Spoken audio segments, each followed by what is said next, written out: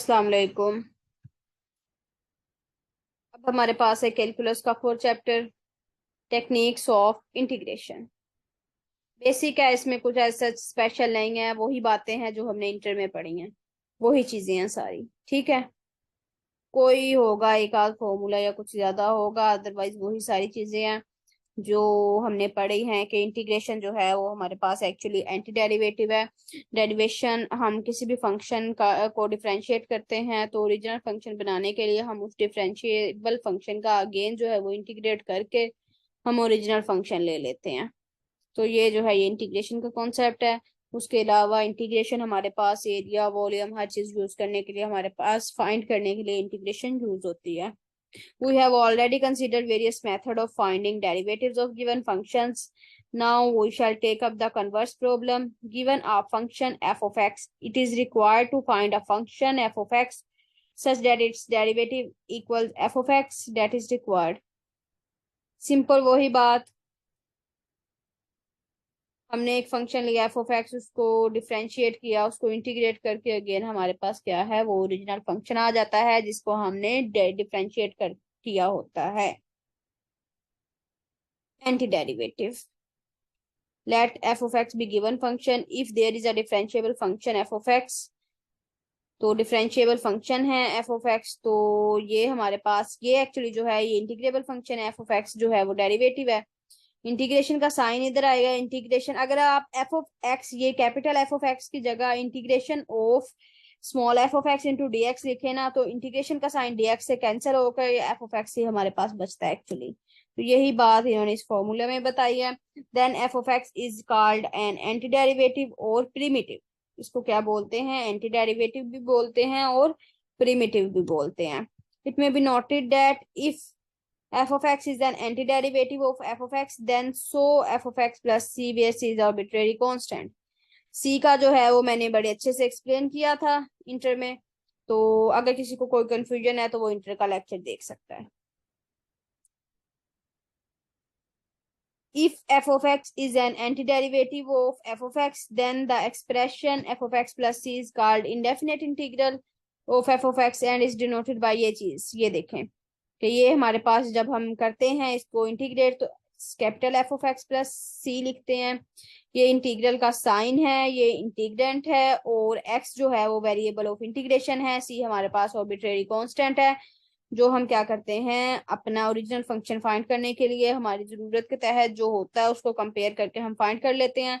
या हमारे पास boundary conditions given है, जितनी डिग्री होगी हमारे पास फंक्शन की उतने ही हमारे पास बाउंड्री कंडीशंस होंगी, उसी वजह से हम उतने ही उसमें कांस्टेंट पाए जाएंगे, और उतनी बाउंड्री कंडीशन दे के हम जो है वो उन कांस्टेंट की वैल्यू फाइंड कर सकते हैं।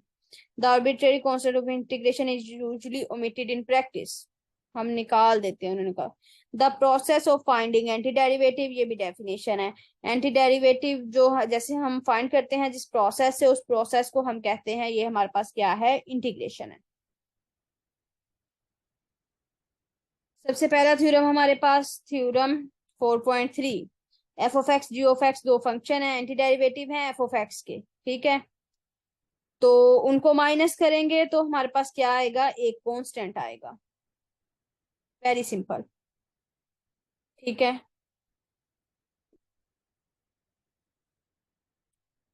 अगर हम कहते हैं कि हमारे पास एफ ऑफ एक्स हमारे पास है,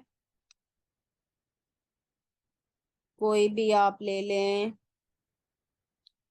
फंक्शन, ले लें, लेट्स सपोज हमारे पास एक्स है। ठीक है, तो एक्स है, एक्स को डिफरेंशिएट किया तो क्या आएगा, x square over sorry integrate किया, एक्स को इंटीग्रेट किया तो क्या आएगा, ये कैपिटल एफ ऑफ एक्स निकाला है हमने, जो एक बार इंटीग्रेट किया तो क्या आया, F X square over two आ गया ना, एक्स को इंटीग्रेट करने से। एक्स स्क्वायर ओवर टू के साथ क्या आएगा, प्लस सी, कोई भी कांस्टेंट आएगा। उसके बाद हमने क्या किया, जी ऑफ एक्स किया, फिर एफ ऑफ एक्स जो हमने लिया है एक्स, उसी को हमने किया integrate, x square over two, उसके साथ हमने कांस्टेंट लिख दिया बी प्लस बी। जब दोनों इंटीग्रेट, दो, एक को एफ ऑफ एक्स का नाम दिया, एक को जी ऑफ एक्स का नाम दिया, उन दोनों को माइनस किया तो हमारे पास क्या आएगा, कांस्टेंट ही आएगा, क्योंकि वो जो फंक्शन है वो तो कट जाएगा और उसके बाद कांस्टेंट ही बचेगा। तो एक्चुअली मैंने आपको बताया था इंटीग्रेशन जो है वो हमें एग्जैक्ट फंक्शन नहीं देता बल्कि एक फैमिली ऑफ फंक्शंस देता है। उसके किसी भी दो जो फंक्शन है, दो इंटीग्रेशन है किसी भी सेम फंक्शन की, तो उनके दरमियान डिफरेंस जो है वो सिर्फ कांस्टेंट का ही आएगा, क्योंकि कांस्टेंट की वजह से वो डिफर करती हैं। तो ये जो है ये जाहिर है, थ्योरम से जाहिर हो रहा है। ये सिंपल दो, एक ही फंक्शन की दो इंटीग्रेशन ली, दोनों को माइनस किया, तो उनमें सिर्फ कांस्टेंट का डिफरेंस आएगा और कोई भी उनमें डिफरेंस नहीं आएगा।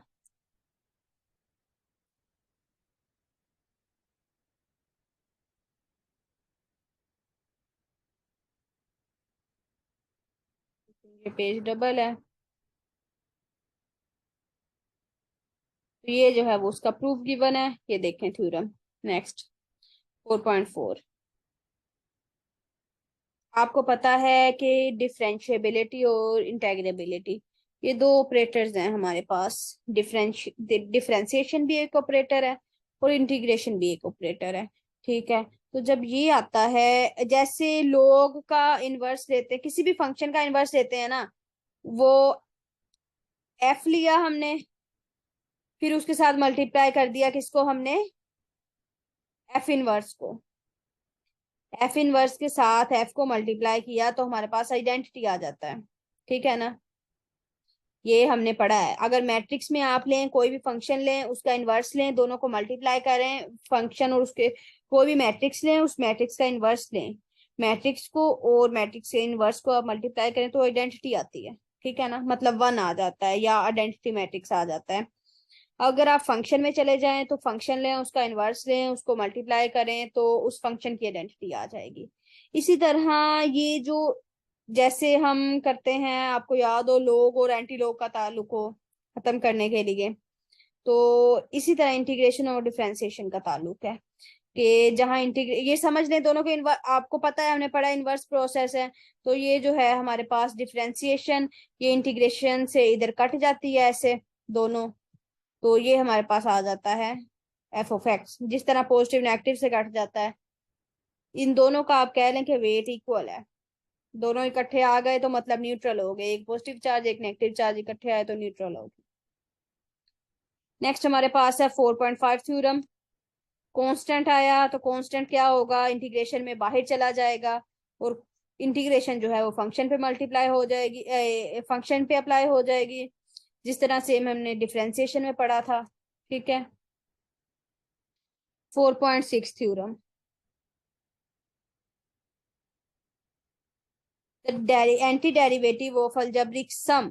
दो फंक्शन लिए, आपने सिंपल इतना याद रखना है, डिफरेंशिएशन भी और इंटीग्रेशन भी, ये दोनों ऑपरेटर जो हैं वो लिनियरिटी प्रॉपर्टी को होल्ड करते हैं। एक्चुअली ये जो प्रॉपर्टी है ना, ये लिनियरिटी प्रॉपर्टी है, दो फंक्शन प्लस हो रहे हैं या माइनस हो रहे हो तो अलग अलग उस पे जो है वो इंटीग्रेशन अप्लाई हो जाएगी। इसी तरह डिफरेंशिएबिलिटी जो है वो भी इस प्रॉपर्टी को जो है वो सेटिस्फाई करती है। ये बेसिक थ्योरम्स हैं, ये सॉरी फॉर्मूलाज हैं जो आपने करने हैं। ये देखें, ये जो है वो constant rule, power rule, same वही चीजें जो हमने सारी इंटर में पढ़ी हैं। तो ये फॉर्मूलाज सारे आपने अच्छे से करने हैं। ठीक है, ये आपको आएंगे तो आपको इंटीग्रेशन आएगी, और इंटीग्रेशन जो है वो हायर लेवल पे बहुत ज्यादा यूज होती है। ठीक है, इंटीग्रेशन आपको अच्छे से आनी चाहिए। ऊपर वाला पेज ज्यादा इंपॉर्टेंट है, उसके बाद अगर आप देखें तो यहाँ तक जो है वो आपके फॉर्मूलाज बेसिक बनते हैं, यहाँ तक सबको आने चाहिए 26 तक। आगे जो है वो आप याद ना भी करें तो कोई ऐसा मसला नहीं है, वो इतने ज्यादा यूज भी नहीं होते कहीं। ठीक है, ये फॉर्मूलाज बाकी आप रहने दें, तो 26 तक आप अच्छे से रिमाइंड कर लें। और 26 में से मैं श्योरिटी से ये कह सकती हूँ कि 15 हर बच्चे को, हर स्टूडेंट को आते होंगे, जो नहीं आते वो आप याद कर लें। ये एक्सरसाइज है, बेसिक इंटीग्रेशन है। नेक्स्ट हमारे पास है इंटीग्रेशन बाय सब्स्टिट्यूशन। ये हमने इंटर में भी पढ़ी थी कि हमारे पास कोई थोड़ा सा कम्प्लेक्स फंक्शन आ जाए, हम उसको सब्स्टिट्यूट करके उसको जो है हम सिंपल बना लेते हैं। The evaluation of certain integrals become easy if we change the variable of integration by some suitable substitution. हम क्या करते हैं कि हम वेरिएबल ऑफ इंटीग्रेशन को सब्स्टिट्यूट कर देते हैं, तो उधर जो है हमारे पास इंटीग्रेशन आसान हो जाती है हमारे लिए। ठीक है, जैसे ये देखें, ये वाला बजाहिर तो अब हम इस लेवल पे हैं कि हम इसको विदाउट सब्स्टिट्यूशन कर सकते हैं, क्योंकि फंक्शन ई पावर एक्स है ना, ई पावर टेन इनवर्स एक्स है, तो हमें पता है टेन इनवर्स एक्स का डेरिवेटिव 1/1 + x² होता है। तो ये जो है वो फंक्शन के साथ मल्टीप्लाई हो रहा है उसका डेरिवेटिव, तो हमें पता है इसका आंसर ये सेम यही आएगा। हम इस काबिल हैं, अब इतने हाई लेवल पे आ चुके हैं। लेकिन चूंकि बच्चों को सिखाने के लिए आसानी के लिए तो arctan को हमने जी सपोज किया, तो इस तरह ये फंक्शन बन गया, तो वो ई पावर जी आ गया और ये आंसर आ गया। ठीक है, ये सारा जो है वो सब्स्टिट्यूशन से किया हुआ है। एग्जांपल्स कोई आपको ना समझ लगे आप कर सकते हैं, लेकिन एज सच इंटीग्रेशन के क्वेश्चन कहीं भी नहीं आते। ये भी सारे जो हैं वो सब्स्टिट्यूशन के क्वेश्चन हैं। नेक्स्ट हमारे पास है इंटीग्रेशन बाय पार्ट्स। ये फॉर्मूला भी हमने पहले पढ़ा हुआ है कि हम दो फंक्शन लेते हैं, एक को फर्स्ट कंसीडर करते हैं, एक को सेकंड कंसीडर करते हैं, तो उस पे हम ये फॉर्मूला अप्लाई करते हैं। ये फॉर्मूला इन वर्ड्स में उन्होंने लिखा हुआ है, जैसे याद करना है, integral of the product of two functions. Two function का प्रोडक्ट लिया, उसमें first function as it is आएगा, सेकंड का क्या आ जाएगा, इंटीग्रल। उसके बाद माइनस का साइन लगाया और बड़ा इंटीग्रल लगा के एक उसके अंदर फर्स्ट का डेरिवेटिव लिया और सेकंड का इंटीग्रल लिया। ये जो है ये पूरा फॉर्मूला है हमारे पास, और ये हर किसी को आता है, आई एम श्योर।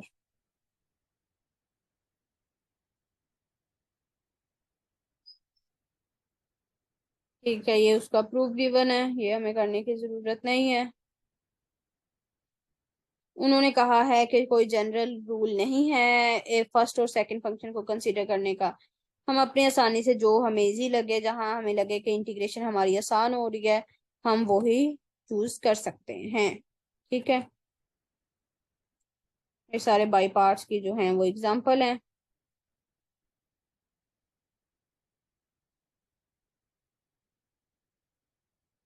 नेक्स्ट हमारे पास है कॉलम और टेबुलर इंटीग्रेशन। कॉलम इंटीग्रेशन या फिर टेबुलर इंटीग्रेशन भी से बोलते हैं।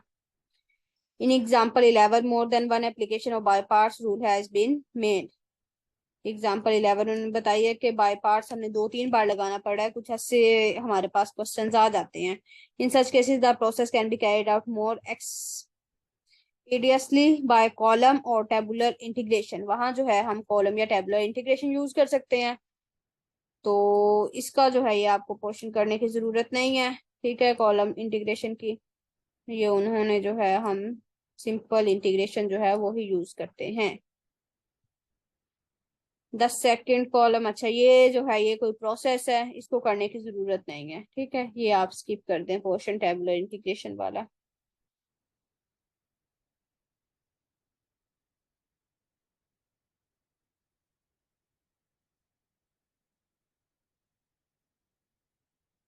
यहाँ तक जो है वो 4.3 तक हमारा चैप्टर कंप्लीट होता है। यहाँ तक किसी को कोई क्वेश्चन है तो वो पूछ सकता है। नेक्स्ट हमारे पास है integration of rational function. Rational function हमने पढ़ा था कि दो फंक्शंस हो हमारे पास, ये दिखा है इन्होंने इधर, an expression of the type f of x over g of x where f of x and g of x are polynomial with real coefficient. F of x अलग से हमारे पास पोलिनोमियल फंक्शन हो, जी ऑफ एक्स अलग से polynomial function हो, और उनके जो कोएफिशिएंट्स हैं वो रियल हों, तो उनको हम बोलते हैं रैशनल फंक्शन। ठीक है, ये हमारे पास होता है ऊपर भी एक फंक्शन नीचे भी एक फंक्शन डिनोमिनेटर में, उसको हम बोलते हैं रैशनल फंक्शन। ठीक है, तो उसकी जो है वो इंटीग्रेशन के वो डिफरेंट मेथड्स हैं, ये इन्होंने इधर लिखे हुए हैं।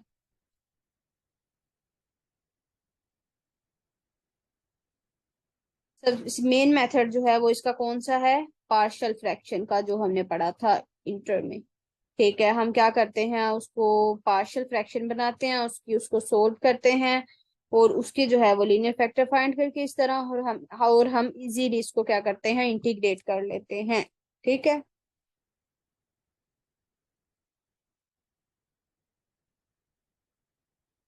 ये सारा जो है इन्होंने क्या पार्शियल फ्रैक्शन ही यूज किया है।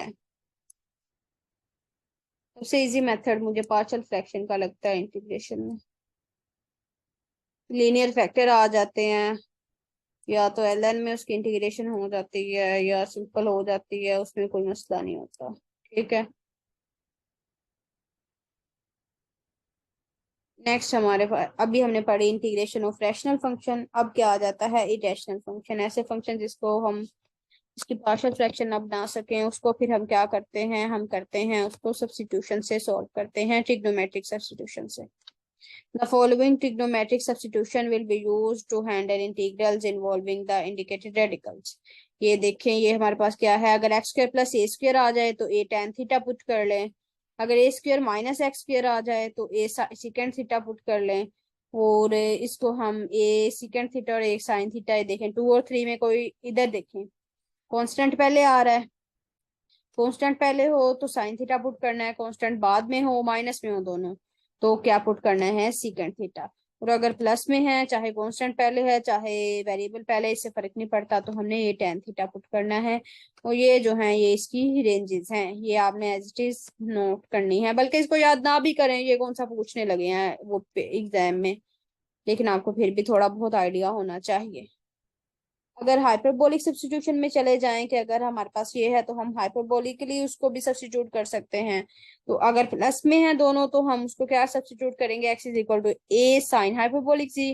और अगर माइनस में है, वेरिएबल पहले है, तो ए कोस हाइपरबोलिक जी। ठीक है।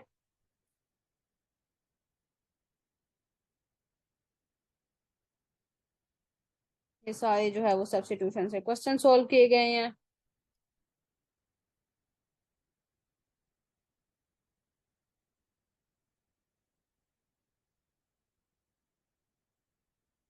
डिफरेंट फॉर्म्स इन्होंने बताई हैं कि ये फॉर्म बन रही है तो हम उसको कैसे सब्स्टिट्यूट कर रहे हैं। ठीक है। पहले भी एक क्वेश्चन में ऐसे साथ लिखा हुआ था, जैसे इसमें लिखा है ये फॉर्म बन रही है, लीनियर बाहर है क्वाड्रेटिक अंदर है, तो उसको कैसे हमने सब्स्टिट्यूट किया है। ये हो गई ट्रिग्नोमेट्रिक सब्स्टिट्यूशन की एक्सरसाइज। ठीक है। नेक्स्ट हमारे पास क्या है, integration of trigonometric function. Simple trigonometric function की हम इंटीग्रेशन पढ़ चुके हैं इंटर में। अब यहाँ हम किसकी एन पावर आ जाएगी कोई, साइन की भी और कोस की भी, where n is positive integer, positive integer होगा नेगेटिव नहीं होगा। ठीक है। जब ओड होगा तो उसका आंसर अलग आएगा, जब इवन होगा उसका आंसर अलग आएगा, जिसको हम बोलते हैं रिडक्शन फॉर्मूला। साइन का रिडक्शन फॉर्मूला, कोस का रिडक्शन फॉर्मूला। और आई थिंक ये सबको याद होंगे, मतलब याद ना भी हुए तो एक बार देख के याद आ जाएंगे, क्योंकि ये हमने जब ये बुक पढ़ी थी तो अब हमने याद किया था। ये जो है हमारे पास किसका है, साइन का रिडक्शन फॉर्मूला है। ठीक है। और ये जो है कोस का रिडक्शन फॉर्मूला है। ये दो फार्मूलाज आपने याद कर लेने हैं। ठीक है। क्योंकि जहां पे ऐसे पावर आ जाती है ना, फिर हम क्या करते हैं, हम सिंपल रिडक्शन फॉर्मूला लगा के उसको इजीली सोल्व कर सकते हैं। ठीक है। जो इस तरह की पावर आ जाती है, हायर पावर आ जाए ट्रिग्नोमेट्रिक में। इधर इन्होंने लिखा है a useful substitution, an integral of a rational function of sine X cos X can be transformed into an integral of rational function of G by the substitution. उन्होंने कहा इस तरह भी हम सब्स्टिट्यूट कर सकते हैं। तो इसको आप इधर से रहने दें, ऐसा कोई ये इम्पोर्टेंट चीज नहीं है।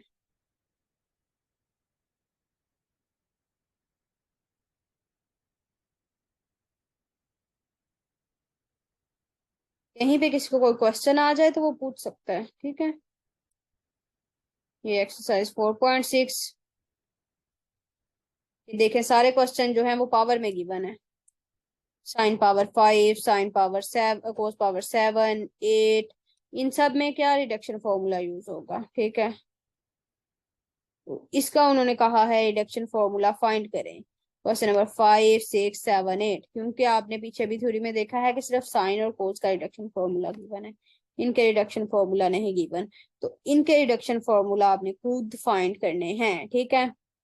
खुद फाइंड करेंगे तो आपको याद भी रह जाएंगे, तो आप कर लें एक बार फाइंड खुद हाथ से अपने, तो ये आपके लिए बहुत बेहतर है। ठीक है। चलें जी, यहाँ तक जो है हमारा चैप्टर कंप्लीट होता है। किसी को कोई क्वेश्चन है तो वो पूछ सकता है।